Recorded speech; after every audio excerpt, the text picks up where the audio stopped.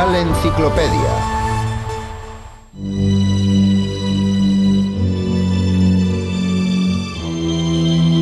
Fue un hombre que cambió la forma en la que sus contemporáneos veían el mundo y la ciencia. Afirmaba que para llegar a la verdad había que dudar de todo. Insistía en que para hacer un juicio hay que guiarse por el pensamiento abstracto más que por la experimentación y la observación. Ese filósofo, físico, matemático y psicólogo francés era René Descartes.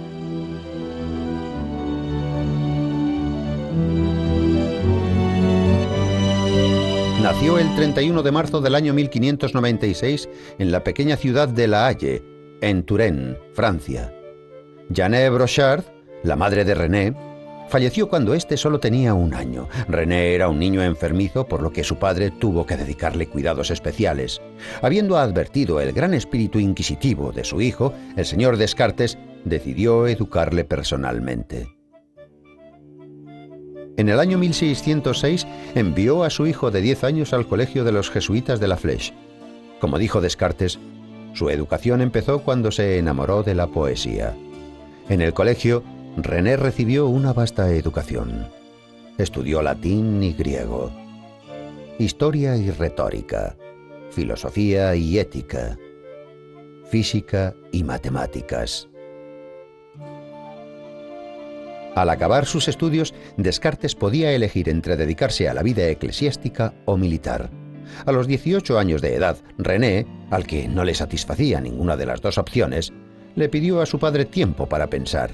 Atraído por la aventura, se fue a París. Allí conoció a una pandilla de jugadores. Empezó a jugar a las cartas, actividad que le atraía no solo porque tenía la posibilidad de ganar dinero, sino porque le obligaba a realizar infinidad de cálculos matemáticos. Cansado de esa vida, dejó París y se fue a estudiar Derecho a la Universidad de Poitiers. A los 20 años, René se licenció en Derecho y decidió dedicar su vida a viajar. El ejército le brindaba tal oportunidad, por lo que a los 22 años René se presentó voluntario.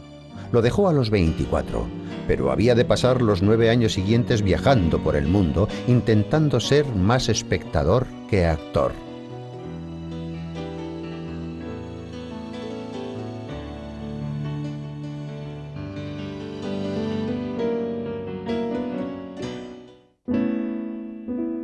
Durante su vida militar, Descartes llegó a la conclusión de que solo las matemáticas funcionan con conceptos precisos y evidentes, mientras que las otras ciencias se contentaban con suposiciones. Estando convencido de que solo podría llegar al conocimiento del mundo mediante un método matemático, el filósofo de 23 años se dispuso a crear una nueva ciencia sobre la estructura del universo. Poco a poco, Descartes y sus opiniones se hicieron populares, aunque él no encontró gran satisfacción en este hecho. Estaba convencido de que la fama coartaría su libertad, y a los 32 años se trasladó a Holanda. Allí encontró el ambiente ideal para sus investigaciones científicas. En Ámsterdam, Descartes entabló amistad con Helena, la criada de un amigo. Durante 6 años mantendría una relación secreta de la que nació su hija Francine. Descartes sentía amor paternal hacia la niña, pero decía que era su sobrina. La pequeña murió a los 5 años, lo que supuso un duro golpe para el científico. Pero ni siquiera la pena logró apartarlo de la ciencia. Descartes se entregó de lleno a su trabajo, llevando una vida sencilla y metódica. Le gustaba hacer ejercicio, ya que estaba convencido de que la salud era el tesoro más preciado. Prefería la fruta y las verduras a la carne, afirmando que eran más saludables. Para él solo había 2 clases de medicinas, la dieta y el descanso. En el año 1637, el científico publicó su tratado Discurso del método, según el cual había que enfocar el pensamiento hacia la búsqueda de la verdad científica. Allí plasmó las reglas que sentarían las bases de la lógica. Sus obras posteriores, Meditaciones sobre la primera filosofía, Principios de filosofía y Pasiones del espíritu, fueron una continuación a su tratado. Con ellas Descartes sentó las bases de la geometría analítica. Cuestionó la explicación científica del origen del sistema solar, formuló una teoría según la cual los organismos vivos eran máquinas complejas que funcionaban regidas por las leyes de la naturaleza. También introdujo el concepto reflejo, y su descripción de la anatomía de un ojo sería encomiada por cualquier óptico moderno. En otoño del año 1647, el gobierno francés le concedió una pensión por sus méritos. El filósofo se trasladó a París, pero la corte francesa no le prestó atención. A los 53 años de edad, Descartes aceptó la invitación de la reina Cristina de Suecia y se fue a vivir a Estocolmo. Pero la vida cortesana le resultaba tediosa y el clima poco propicio para su salud. Mientras cuidaba a un amigo enfermo, Descartes contrajo neumonía. Falleció el 11 de febrero del año 1650, pocos meses antes de cumplir 54 años. Las ideas de René Descartes, incluso las equivocadas, estimularon el posterior desarrollo de las matemáticas, la física, la medicina y las ciencias naturales.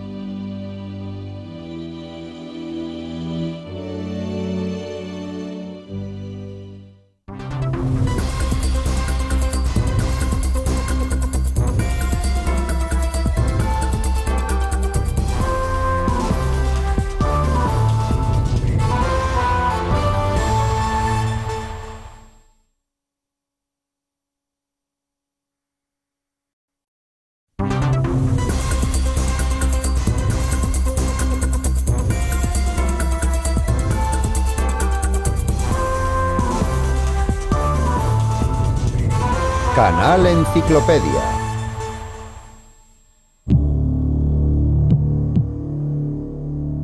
El 28 de mayo del año 585 a.C., los ciudadanos de Mileto, en Asia Menor, estaban aterrorizados y afligidos. El sol parecía desaparecer de una manera inesperada. Solo una persona, un sabio llamado Tales, mantenía la calma. No vio nada sobrenatural en el acontecimiento. Fue él quien consiguió calcular de una forma aproximada el eclipse de sol. Con un conocimiento enciclopédico, Tales no se consideraba ni el dios del sol, ni un profeta, ni una divinidad. Simplemente era competente en astronomía, en metafísica y en matemáticas. Los contemporáneos le rindieron homenaje nombrándole uno de los 7 sabios de Grecia.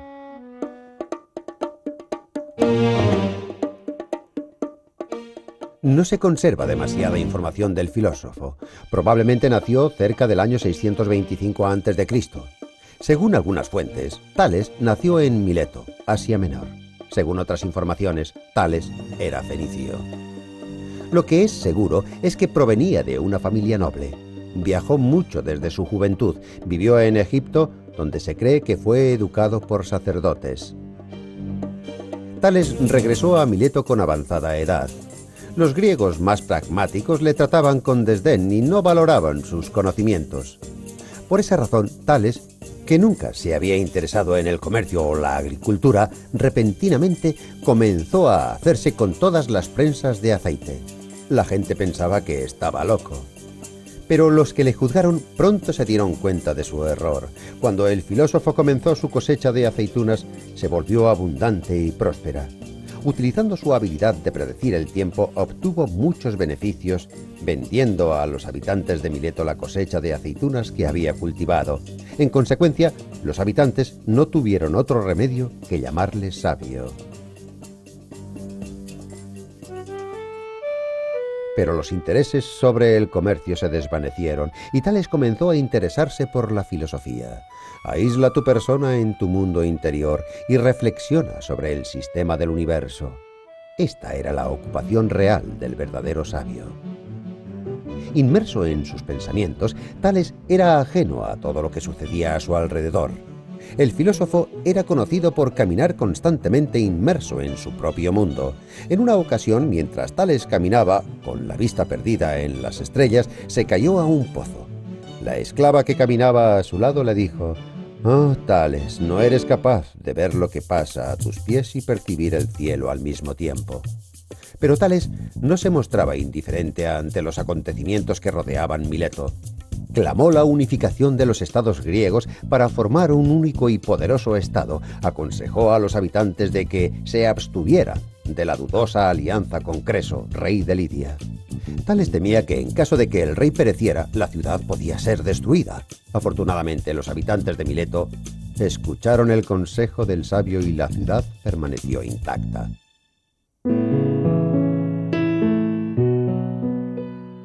Tales es justamente llamado el fundador de la filosofía antigua.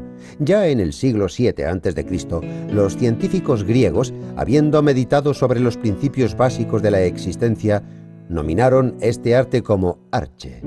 Tales llegó a la conclusión de que el origen de la vida era el agua. El agua, no la divina existencia, daba vida a los elementos que rodean el mundo.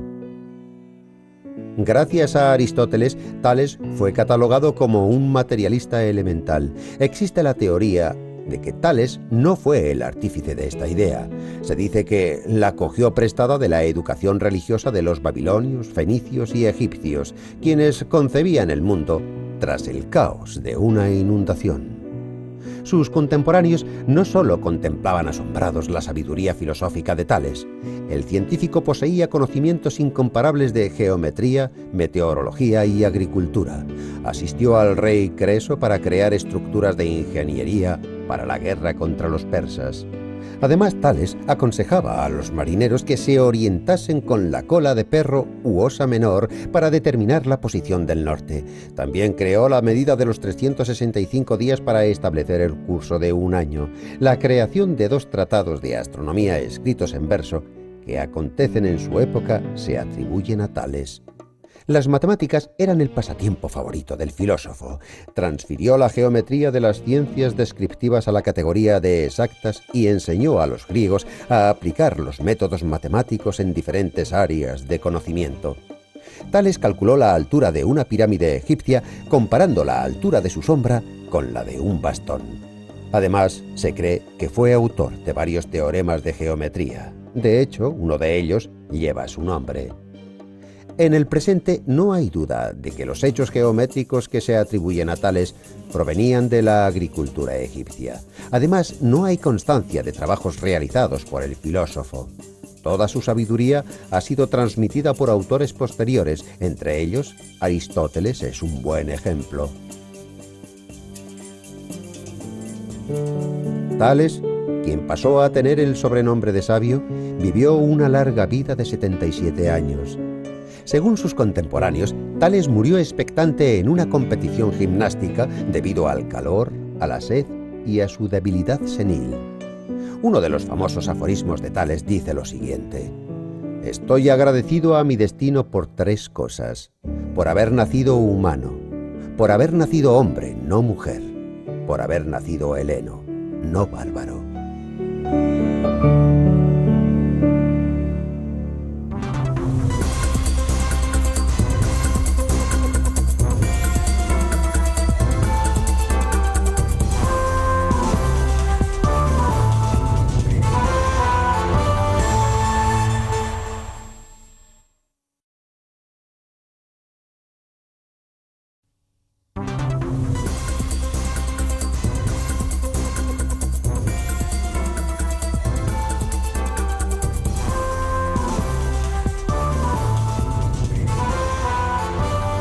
Canal Enciclopedia. Debido a su inteligencia y a su abnegada y entusiasta búsqueda por la verdad absoluta, teólogos de todas las creencias aún le guardan respeto. En uno de sus trabajos se pregunta a sí mismo qué es lo que realmente quiere concebir y se responde diciendo: a Dios y al alma. ¿Y algo más? Rotundamente no. Fundador del pensamiento medieval, a San Agustín Aurelius, en la teología tradicional se le denomina como el doctor de la gracia, pues vivió una buena vida. Agustín Aurelius. San Agustín Aurelius nació en el 354 en el municipio de Tagaste, al norte de África, en una familia humilde. Muchos estudiosos piensan que su apasionada emotividad, su desinteresada determinación y su juicio radical se originaron en los calurosos desiertos de su tierra natal. Patricio, padre de Agustín, era pagano, y Mónica, su madre, era una ferviente cristiana. Agustín creció inmerso en la creencia cristiana, aunque no fue bautizado en su niñez, puesto que se creía que el bautismo eliminaba todos los pecados antes que Dios de la persona, y era más conveniente hacerlo en el declive de la vida. Cuando cumplió los 15 años fue a estudiar a la gran ciudad de Cartago, donde se dejó arrastrar por una vida licenciosa. Posteriormente, escribió sus confesiones. Buscaba yo por el orgullo lo que solo podía encontrar por la humildad. Henchido de vanidad, abandoné el nido creyéndome capaz de volar y solo conseguí caer por tierra. A consecuencia de una vida de depravación, Agustín se convirtió en el padre de un muchacho, Adeodato, habido con una mujer con la que vivió en pecado durante varios años, pero nunca se casó con ella. Sin embargo, este tipo de vida no le impidió terminar sus estudios con éxito y posteriormente creó su propia escuela de retórica en Cartago, donde instruía la elocuencia y las artes de disputa. En el año 384, Aurelius fue nombrado profesor de retórica en la corte imperial del emperador Theodosius I en Milán. En su juventud las ideas cristianas le parecían ridículas. Con 17 años se unió a la secta maniquea, la cual defendía la teoría de que el mundo se basaba en un dualismo metafísico y religioso, afirmando que Dios era el principio de todo bien y la materia el principio de todo mal. San Agustín estuvo 10 años inmerso en el maniqueísmo, pero cada vez encontraba más contradictoria su doctrina y por lo tanto la abandonó para seguir la búsqueda de la verdad absoluta. Las ideas platónicas que apoyaban la existencia de un solo Dios y del mundo divino y los elocuentes sermones teológicos del obispo San Ambrosio superaron la convicción que San Agustín tenía por los discursos del jefe de los maniqueos y así se abrió por fin a la belleza real del cristianismo. Agustín escribió: «Todas mis preguntas han desaparecido. He comprendido que toda la verdad que he aprendido de los filósofos existe también en las escrituras sagradas». El 3 de mayo del año 386, cuando San Agustín se encontraba en su jardín, oyó una voz que le decía: «Toma y lee». Agustín interpretó estas palabras como una señal del cielo y se dirigió a buscar el libro de las epístolas de San Pablo. No en las riñas y en la embriaguez, no en la lujuria y la impureza, no en la ambición y en la envidia. Poneos en manos del Señor Jesucristo y abandonad la carne y la concupiscencia. En ese momento su corazón se llenó de paz. Agustín había encontrado el camino hacia la fe cristiana y ahí comenzaría una nueva vida. El 24 de abril del año 387, cuando Agustín tenía 33 años, recibió la gracia del bautismo junto con su hijo Adeodatus. La madre de Agustín murió poco después con la paz de haber convertido a su hijo al cristianismo. Poco después, Adeodatus siguió sus pasos. Entonces, Agustín renunció a su puesto en la escuela de retórica y volvió a su Tagaste natal. Entregó sus propiedades a los pobres y junto con otros cristianos se dedicó al servicio de Dios con el ayuno y el celibato, ya que consideraba las relaciones sexuales algo negativo incluso en el matrimonio. Esta actitud ha creado puntos de vista similares en el cristianismo durante siglos. San Agustín fue consagrado obispo coadjutor de Valerio. Poco después murió este último y el santo le sucedió en la sede de Hipona. Durante 4 décadas dedicó su vida a la Iglesia y lideró muchas batallas ideológicas contra herejes y maniqueos. Construyó el primer monasterio en el norte de África. De sus obras han surgido una centena de libros y alrededor de 200 sermones. En su obra sobre la ciudad de Dios, San Agustín proclama que la ciudad de Dios no fue Roma, sino la Iglesia cristiana que tenía la misión de convertir el mundo al cristianismo. Pero la obra más leída hasta la fecha es Confesiones. Autores como Petrarca, Dante, Pascal, Rousseau y Tolstoy le han imitado. Este escrito comprende la descripción de su vida y su conversión hacia Dios. Nos has hecho para ti, Señor, y nuestro corazón está insatisfecho hasta que descanse en ti. La obra Confesiones refleja la excepcionalidad de este hombre. Con su intenso trabajo espiritual, Agustín venció los excesos de su conducta y llegó a comprender los pecados que había cometido. Se dedicó en cuerpo y alma a construir edificios majestuosos para la Iglesia católica, pero aún estaba lejos de conseguir su triunfo para el cristianismo europeo. Cuenta una leyenda que Agustín se encontró con un niño a orillas del mar. El muchacho intentaba llenar con sus manos un pequeño pozo con el agua del mar. «¿Qué estás haciendo?», le preguntó a Agustín. «Quiero meter todo el agua del mar en este pozo», le contestó el niño. «Yo soy igual que ese niño», pensó triste el teólogo. Agustín murió en el año 430. Tras su muerte, al igual que su madre Mónica, fue canonizado como un santo. Los filósofos existenciales del siglo XX afirman que Agustín Aurelius fue el primer hombre de los tiempos modernos y le consideraron uno de sus predecesores.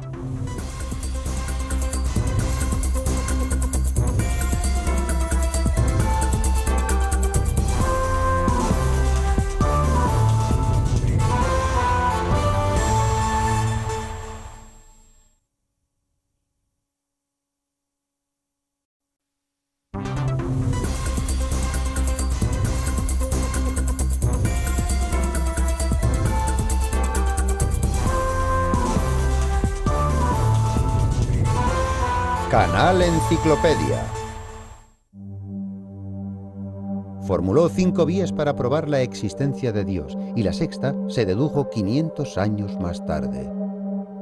La Iglesia Católica considera su trabajo como la verdadera doctrina filosófica. Santo Tomás de Aquino se ganó el respeto incluso de sus enemigos, quienes afirmaban: sin Santo Tomás, la Iglesia se hubiera colapsado.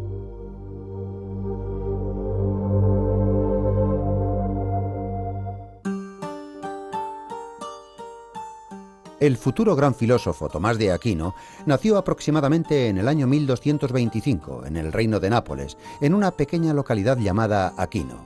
Se relaciona a su familia con los reyes de España, de Italia y de Francia. En su niñez, Tomás se preguntaba con frecuencia: ¿quién es Dios? Y dedicó toda su vida a encontrar la respuesta a esta pregunta. Con solo 5 años, el muchacho fue enviado a un monasterio benedictino para comenzar sus estudios. Continuó su educación en la Universidad de Nápoles y al llegar a la edad adulta decidió ingresar en la Orden de los Dominicos, una orden de predicadores. Pero sus padres, adinerados y llenos de influencia, querían que su hijo fuese párroco en el monasterio benedictino. No obstante, Tomás no tenía demasiado interés, quería servir a la Iglesia de una forma desinteresada. La Orden de los Dominicos le envió a estudiar a París. Pero de camino a París se topó con sus hermanos y estos le enviaron al castillo familiar. Confinado en el castillo, Tomás continuó con su educación, estudió la metafísica de Aristóteles y aprendió las Sagradas Escrituras prácticamente de memoria. Sus hermanos trataron de hacerle caer en la tentación carnal y le llevaron una cortesana. Pero Tomás la alejó de él, agitando una antorcha que sacó de su hoguera. Sin esperanza alguna de persuadir a su hijo, los condes de Aquino decidieron respetar su decisión. Al ser liberado, Tomás tomó los votos monásticos y en el año 1245 viajó a la Universidad de París. Fue pupilo del filósofo Alberto Magno, uno de los escolásticos medievales clásicos. Mucha gente menospreciaba su talento porque era de poderosa constitución y taciturno, pero tras una brillante defensa de una tesis complicada, Alberto predijo: «Llamamos a este hombre el buey mudo, pero este buey llenará el mundo con sus bramidos». 7 años después, Tomás superó los exámenes sin dificultad y derrotó a 10 doctores en teología en un debate público.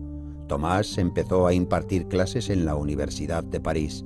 En el año 1259, el Papa Urbano IV llamó a Tomás de Aquino para que acudiera a Roma. A mediados del siglo XIII, la Iglesia buscaba a un hombre capaz de reinterpretar las enseñanzas del filósofo griego Aristóteles y adaptarlas al espíritu católico. Tomás fue el elegido. En sus obras filosóficas Suma Teológica y Suma contra los Gentiles, Utiliza las construcciones del método especulativo de Aristóteles para lograr una sistematización entre teología y filosofía. Tomás utilizó tanto la razón como la fe y creó un sistema escolástico de pensamiento. Este movimiento, en su honor, fue denominado como tomismo. Aunque aceptaba la existencia de Dios como una cuestión de fe, propuso 5 pruebas de la existencia de Dios para apoyar tal convicción.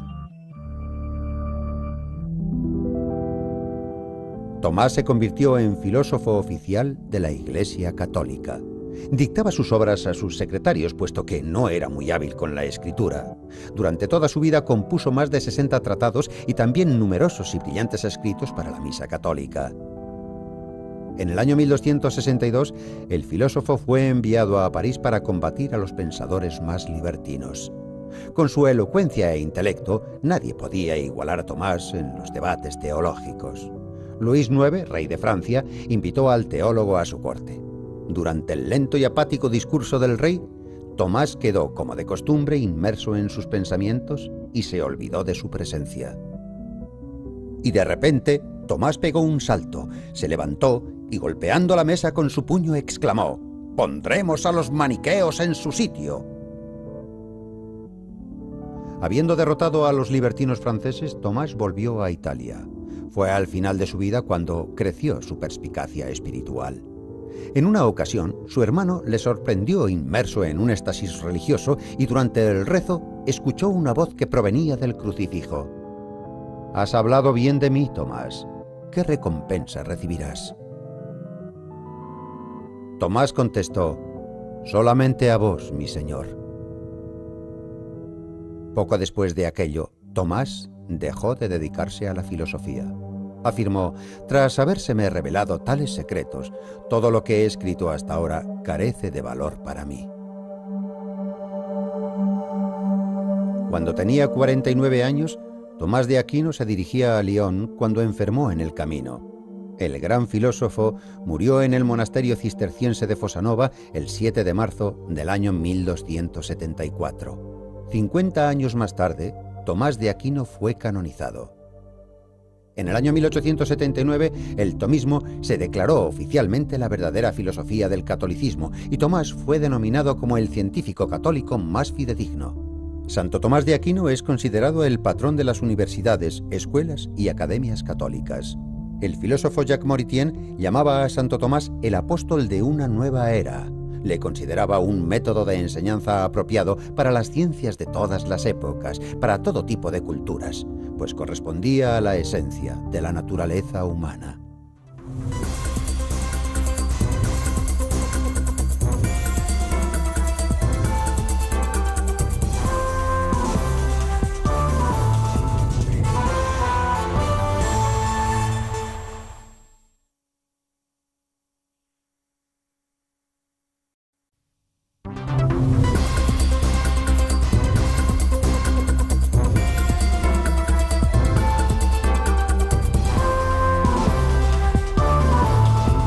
Canal Enciclopedia.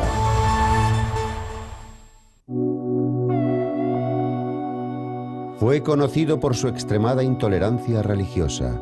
Pensaba que Dios era un tirano que no conocía ni el amor ni la misericordia. De pensador de salón, este hombre pasó a ser un político y un teólogo que llevó a la práctica su meticuloso plan.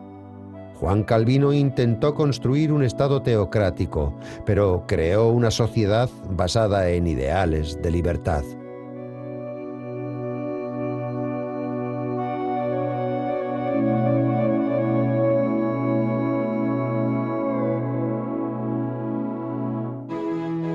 Calvino.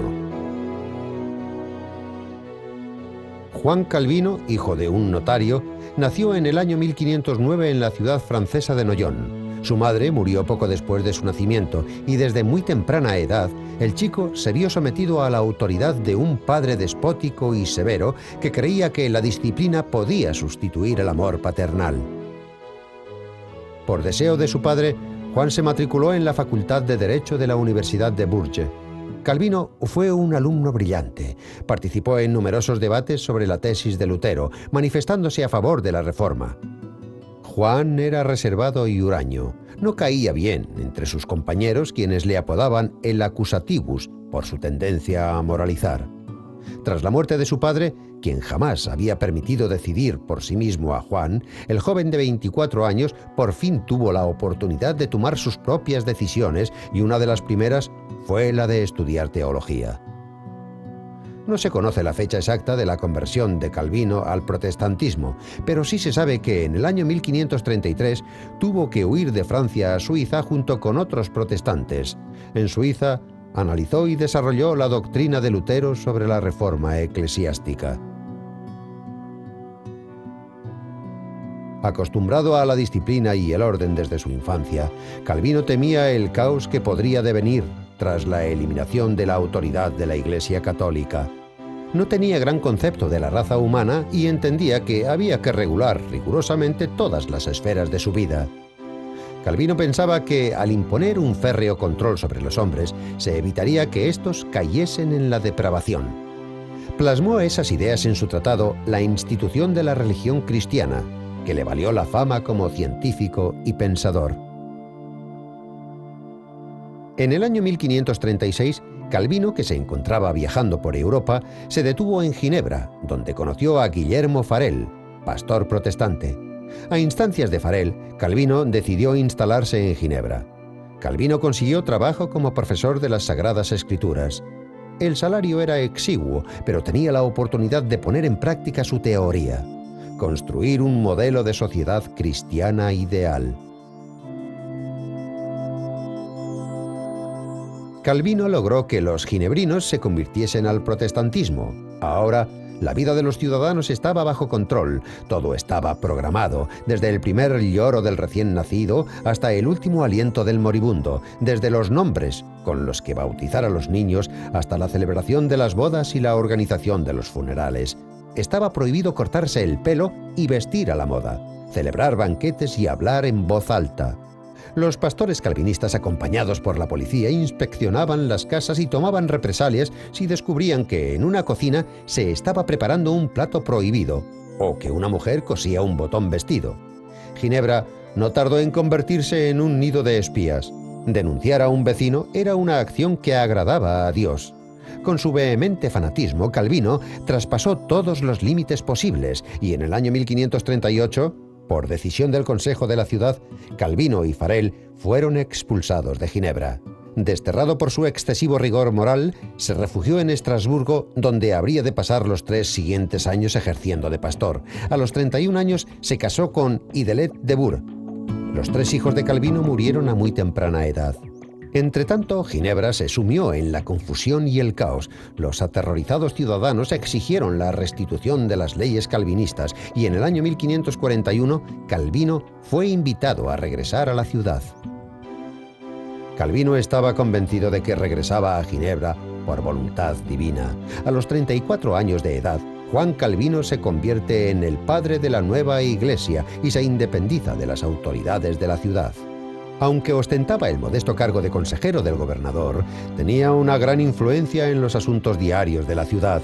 Las leyes se sometían a la aprobación de Calvino y éste consiguió transformar Ginebra en un prototipo de la ciudad de Dios, el reducto del protestantismo. Por algo Calvino fue apodado por sus fieles el Papa de Ginebra. Convencido de que la salvación estaba en manos de Dios, Calvino exhortó a los ciudadanos a seguir las enseñanzas del Evangelio. Entendía que por medio del trabajo y el esfuerzo se llegaba al camino de la salvación. La riqueza, que provenía del trabajo constante, el ahorro y la austeridad se veía como un don de Dios. La autoridad de Calvino en cuestiones religiosas llegó a ser incuestionable. Trabajaba 20 horas al día, sin preocuparse por su salud. Cuando sus amigos le instaban a cuidarse, Juan respondía: «Quiero que cuando el Señor envíe a buscarme, me encuentre trabajando». Juan Calvino falleció a los 57 años de edad. Según su voluntad, el reformador fue enterrado sin ceremonias, sin monumentos y sin inscripciones en su sepultura. Calvino creó una doctrina especial que propugnaba la austeridad y el trabajo como medio de alcanzar la virtud moral. Se puede decir, sin temor a exagerar, que las teorías reformistas de Calvino jugaron un papel trascendental en la implantación del capitalismo en la sociedad occidental.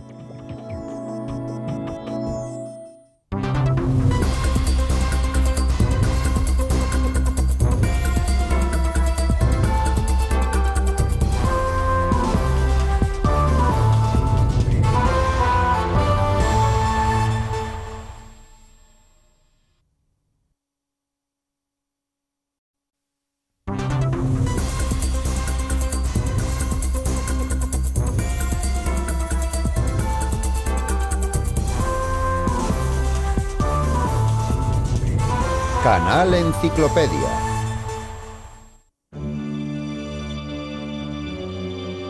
El presente europeo está en deuda con este hombre. Su doctrina creó no solo una nueva iglesia, sino también una nueva moralidad. Toda la era histórica está relacionada con su nombre. Los comienzos del siglo XXI pueden ser denominados como los comienzos de Martín Lutero, que fue el fundador del protestantismo y el padre de la Reforma. Martín Lutero nació en el pequeño municipio alemán de Eisleben. El joven heredó los toscos rasgos del plebeyo y la incorregible obstinación de su padre, un campesino rico. Sus padres soñaban con que su hijo se convirtiera en un hombre de leyes y con gusto pagaron una considerable suma por sus estudios.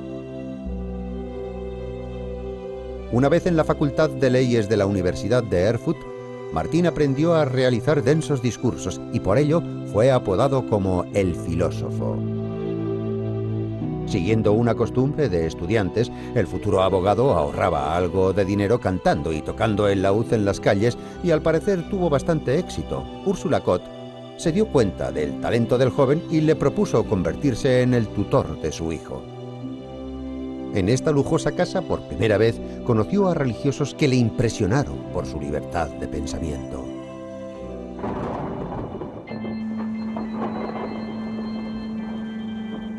El 2 de julio del año 1505, Lutero fue sorprendido por una gran tormenta en el campo. Aterrorizado por la violencia de la naturaleza, Martín, que entonces tenía 22 años, exclamó: «Sálvame, Santa Ana, y me convertiré en monje». Para mantener su promesa, vendió sus libros e ingresó como novicio en el convento agustino de Erfurt, famoso por su particular severidad. Más adelante Martín Lutero escribió: «Me he convertido en sirviente de Dios no por voluntad propia, sino impulsado por el terror que tuve que vivir». Lutero comenzó a estudiar la Biblia concienzudamente.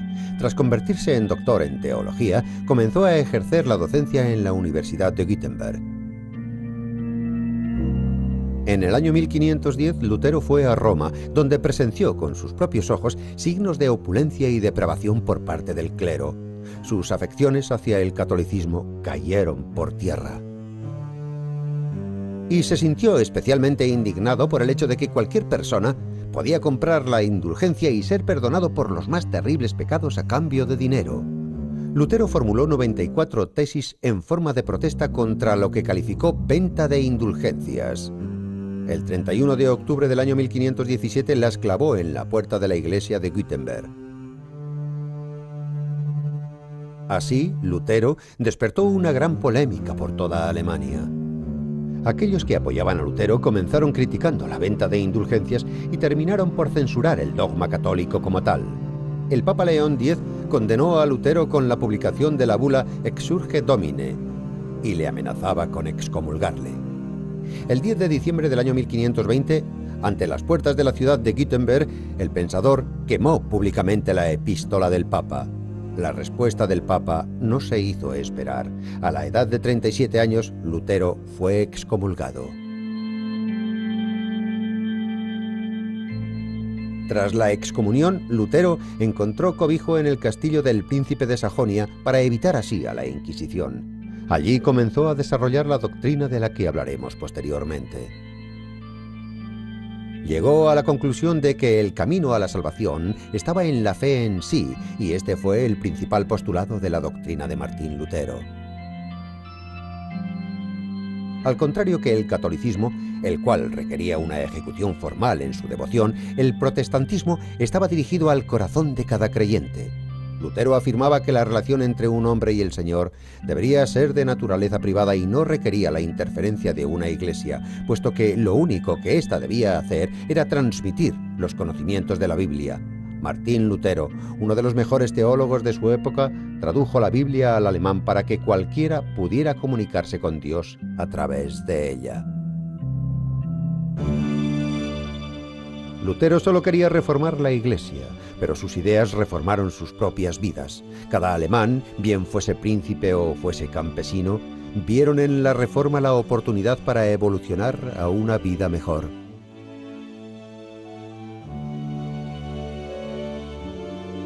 En el año 1524 surge la guerra entre campesinos y señores. Lutero no apoyaba la revuelta de la gente y, como un burgués más, animó a la represión de los rebeldes para restablecer el orden.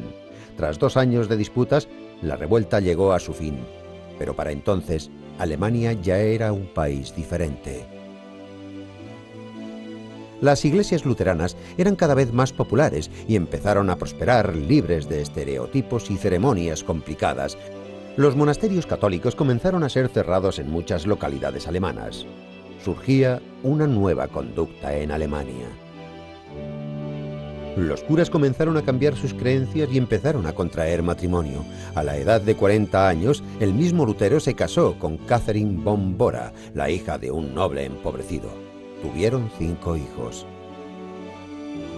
Lutero continuó impartiendo clases y predicando su doctrina, y solamente su salud le obligó a dejar Wittenberg para volver a su ciudad natal, Eisleben. El padre de la Reforma murió en el año 1546.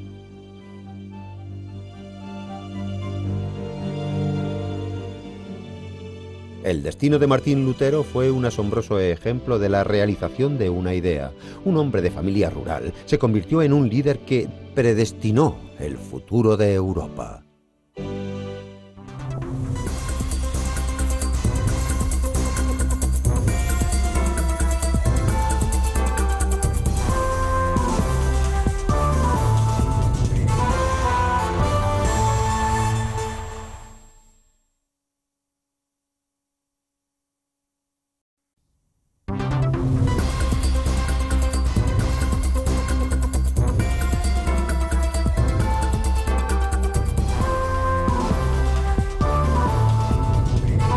Canal Enciclopedia. Una de sus obras marcó el nacimiento de un nuevo género literario bautizado en honor a su título.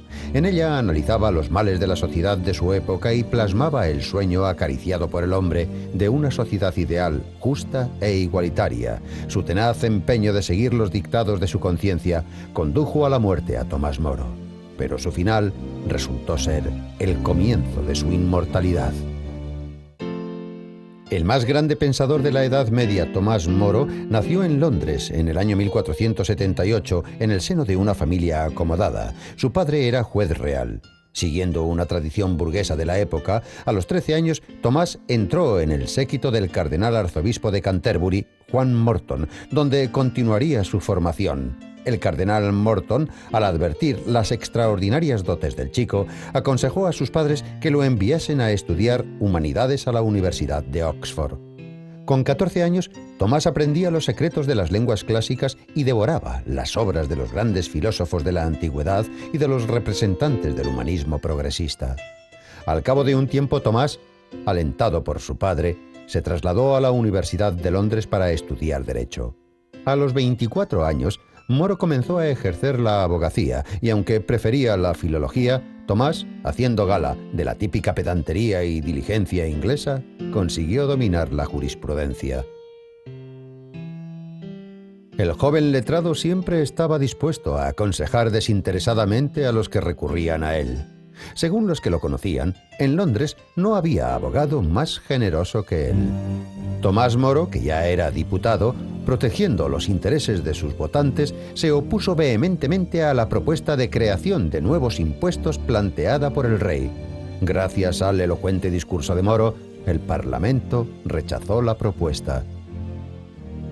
Debido al carácter vengativo del monarca, Tomás Moro tuvo que abandonar la vida política y refugiarse en un monasterio. Allí permaneció oculto durante 6 años, tiempo que dedicó al estudio de las obras de Platón y Aristóteles y a profundizar en el humanismo. Con la inesperada muerte de Enrique VII, Moro pudo regresar al ruedo político. En el año 1510 volvió al Parlamento y durante 8 años ostentó el cargo de representante de la corona en Londres. Gracias a la cordial amistad que le unía a John Colet, líder de los humanistas de Oxford, y al ilustre filólogo Erasmo de Róterdam, Tomás Moro dio sus primeros pasos en la literatura. Escribió versos, epigramas y novelas. Influenciado por el humanismo, escribió La historia de Ricardo III, una crítica sobre el despótico y dictatorial reinado del monarca. El ilustre jurista Tomás Moro conocía muy bien los artificios de la ley de arrendamientos. No soportaba la crueldad con la que la aristocracia inglesa expulsaba a los campesinos de sus tierras para dedicarlas a pastos y obtener grandes beneficios con la cría de ovejas. En el año 1516, el pensador plasmó el sueño de una sociedad ideal en su obra Utopía, vocablo que sugiere inexistencia, ya que etimológicamente significa ningún lugar. La descripción de la sociedad de Utopía, la remota isla del Atlántico, se convirtió en el primer concepto de sociedad justa e igualitaria de la historia de la humanidad. Sin embargo, Moro seguía siendo un realista. El pensador dudaba de que su sueño pudiese realizarse. Ante la entusiasta respuesta de los lectores, Tomás dijo lacónicamente: «Lo deseo, mas no lo espero». Enrique VIII, el nuevo rey, depositó gran confianza en Moro, confiándole diversas misiones diplomáticas en Flandes y Francia. Una vez que Moro se mostraba reacio a entregar una dura misiva al rey Francisco I, temiendo que el irascible monarca francés le cortase la cabeza como respuesta, Enrique VIII le dijo: «Si eso ocurre, yo mandaré decapitar a todos los franceses de Londres». A lo que Moro replicó con su característico humor negro: «Majestad, no creo que ninguna de esas cabezas encaje en mis hombros». A los 45 años, Moro fue elegido portavoz de la Cámara de los Comunes y 6 años después, Lord Canciller del Reino, la persona con más autoridad después del rey. Pero incluso después de ser elevado a la cima del poder, Moro nunca obró en contra de los dictados de su conciencia. En su vida privada cumplía a rajatabla los preceptos evangélicos. Tomás era un hombre familiar y admiró y respetó a su esposa Margaret durante toda su vida. Tomás Moro, que nunca aceptó el divorcio del rey y Catalina de Aragón, se estremeció al enterarse de que el despótico y polígamo monarca enviaba al patíbulo a Ana Bolena, su segunda esposa. Y cuando el tirano rompió relaciones con Roma, erigiéndose en cabeza de la Iglesia protestante, Tomás Moro, católico devoto, defendió la suprema autoridad del Papa. Fiel a sus principios, presentó al rey su dimisión como Lord Canciller. Acusado de alta traición, Tomás Moro, a los 56 años de edad, fue encarcelado en la Torre de Londres por orden del infame rey. Sentenciado a muerte, Tomás se mantuvo firme e incluso, momentos antes de la ejecución, demostró que no había perdido el sentido del humor. Moro dirigió sus últimas palabras a su verdugo: «Tengo el cuello corto, apunte bien para no cubrirse de vergüenza». El rey, para demostrar su suprema autoridad e infundir miedo a sus súbditos, mandó colgar la cabeza de Moro en el puente de Londres, donde permaneció varios meses hasta que la hija del difunto la recuperó y le dio sepultura. 4 siglos más tarde, la Iglesia canonizó a Tomás Moro, y su utopía sigue siendo en la actualidad un ideal al que debemos aspirar, aunque todos sepamos que es inalcanzable.